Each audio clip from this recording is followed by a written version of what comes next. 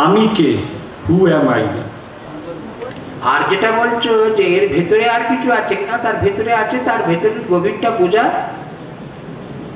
বেশিরভাগ মানুষের সারা জীবনে হয় না।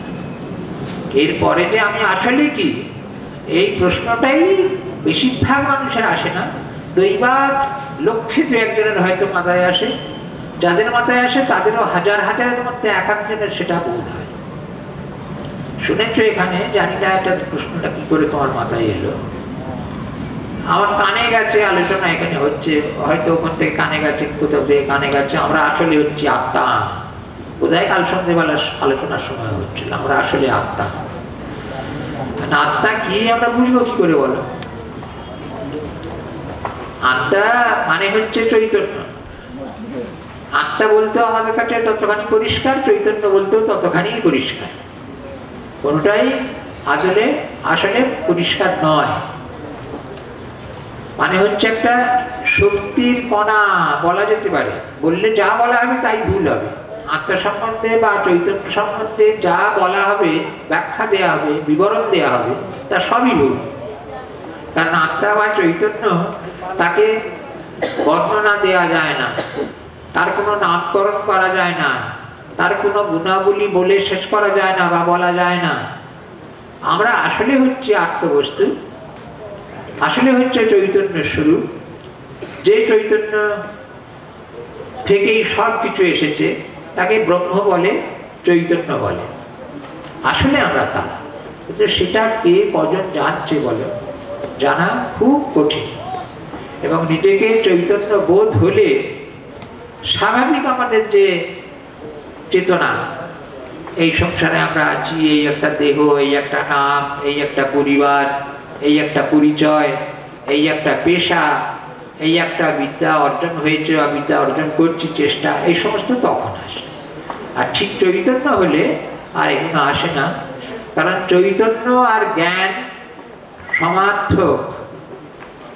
জ্ঞানস্বরূপ যা তাই চৈতন্য স্বরূপ, কাজে তার আর কোনো ব্যাখ্যা বিবরণ হয় না। আসলে আমরা তা, কিন্তু সেটা আমরা বুঝি না। এখন এটা যদি অন্তত কারোর কাছে শুনে, ধরো স্বামীজির কথা বা শ্রীরামকৃষ্ণদেবের কথা বা এইরকম ধরনের যারা মানুষ, তাদের কথার থেকে যদি একটুখানিও আমাদের আস্থা থাকে তাতে, তাদের যদি আমরা এটা নিজের মনকে বোঝাতে চাই যে আমাদের নাম যাই হোক, পরিবার যাই হোক, জাতি যাই হোক, বিদ্যা যাই হোক, আমরা স্ত্রীলোক না পুরুষ লোক, এর ভেদ যাই হোক, কিছুতেই কিছু এসে যায় না। আমাদের বয়স কমই হোক বেশি হোক, আসলে আমরা কিন্তু হচ্ছে একটা শক্তির কণা মাত্র, সেটা একটা দেহ ধারণ করে একটা নাম নিয়ে বিচরণ করছে। এটা হচ্ছে আসল কথাটা। কিন্তু এটা বুঝিয়ে বলাও কঠিন, বোঝা আরো কঠিন। যদি সত্যি সত্যি ইচ্ছে থাকে, তুমি যেটা শুধু প্রশ্ন করতে হয় বলে সেটা মজার প্রশ্ন বলে যদি করে থাকো, তাহলে কোনো লাভ হবে না। আর যদি সত্যি সত্যি তুমি খুব মন থেকে প্রশ্নটা করে থাকো, আর যদি এই প্রশ্নটা নিয়ে তুমি এগোতে চেষ্টা করো, যেটার উত্তর না পেয়ে ছাড়বো না যদি করো, হয়তো তোমার জীবনে কোনোদিন এমন সময় আসতে পারবে যখন এর উত্তরের কাছাকাছি তুমি যাবে। এর উত্তরের কাছাকাছি গেলেই কিন্তু আনন্দ হতে আরম্ভ হবে। শ্রীরামকৃষ্ণদেব বলছেন, সমুদ্র দেখতে কয়েকজন গেছিল, একজন দূর থেকে সমুদ্রের গর্জন শুনেই অচৈতন্য হয়ে পড়ল, মহা আনন্দে, যে বাবা আমি সমুদ্রের গর্জন শুনতে পেয়েছি। আরে অজ্ঞান হয়ে গেল। আর একজন আরেকটু এগিয়ে দূর থেকে সমুদ্রের জল দেখে, নীল, আপাত দৃষ্টিতে অনন্ত সমুদ্র, যেন সমুদ্রের পার নেই, তার নীল তরঙ্গ রাজি দেখে মুগ্ধ হয়ে অজ্ঞান হয়ে পড়ে গেল।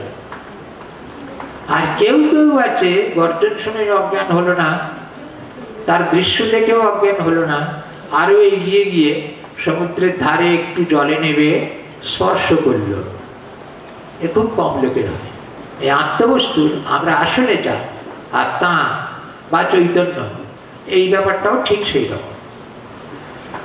আত্মা বা চৈতন্য বললে আমাদের কি কোনো শিহরণের মতন শরীরে লাগে? মনে কি একটা অপূর্ব পুলক বা একটা অপূর্ব আনন্দের স্পর্শ কি মনকে ছোঁয়? বেশিরভাগ নয়। কিন্তু চৈতন্য বা ব্রহ্ম বা আত্মা বললেই কিন্তু এরকম হবার কথা। ওরে বাবা, এই শব্দটা হচ্ছে সেই বস্তু, যে বস্তু সবের ভেতরে শুধু আছে নয়, সবের ভেতরে আছে আমরা বলি, সেটাও ঠিক নয়। সবের ভেতরে নেই, যা থেকে সব হয়েছে সেইটা হচ্ছে আত্মা, সেইটা হচ্ছে ব্রহ্ম, সেইটা হচ্ছে চৈতন্য। তার নাম শুনলেই আমাদের একটা শরীরে মনে শিহরণ, একটা আনন্দের স্পর্শ মনকে পুলকিত করবে, আনন্দিত করবে, বড় করে তুলবে। আর যত কাছে যাবে তার যত সৌন্দর্য, যত রূপ দেখবে, যত গুণ দেখবে, তত আরো মুগ্ধ হয়ে আমরা তখন একেবারে সেই ব্রহ্মসাগরে, সেই চৈতন্য সাগরে একবারে ডুবে যাব। তখন দেখব চৈতন্য আর আমার মধ্যে কোনো ভেদ নেই, কোনো আলাদা এমন জিনিস নয়। আমি চৈতন্য, আমি ব্রহ্ম, আমি আত্মা। চৈতন্য, ব্রহ্ম, আত্মা তিনটে নাম, কিন্তু এক বস্তু। যা চৈতন্য তাই আত্মা, তাই ব্রহ্ম, এবং তা থেকেই সব এসেছে। এবং এসে নানান ভাবে জড় জীব যাকে বলি, আসলে জড় বলে কিছু নেই, সবই হচ্ছে চৈতন্যময়, অচৈতন্য কেউ নয়। সব এর মধ্যেই সেই বস্তু আছে। একজন মুসলমান কবি, সুফি কবি, তিনি বড় চমৎকার বলেছেন যে সেই মাটির নিচে যে খনি, খনিতে যে ধাতু থাকে, ধাতু দেহে জন্ম লোভী হইন উদ্ভিদ, উদ্ভিদ জীবন্ত জীব উন্নীত জঙ্গমে। ধাতু থেকে উদ্ভিদ হলো, উদ্ভিদ থেকে জঙ্গম হলো, মানে এমন প্রাণী যা চলতে ফিরতে পারে।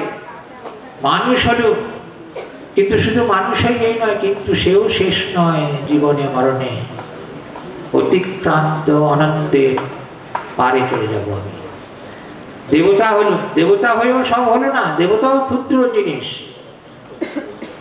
অতিক্রান্ত দেবত্বের অনন্ত আলোকে, দেবতা সব থেকে বড়, কিন্তু অতিক্রান্ত দেবত্বের অনন্ত আলোক একটা আছে, তাকেই বলে ব্রহ্ম, তাকেই বলে চৈতন্য, তাকেই বলে আত্মা।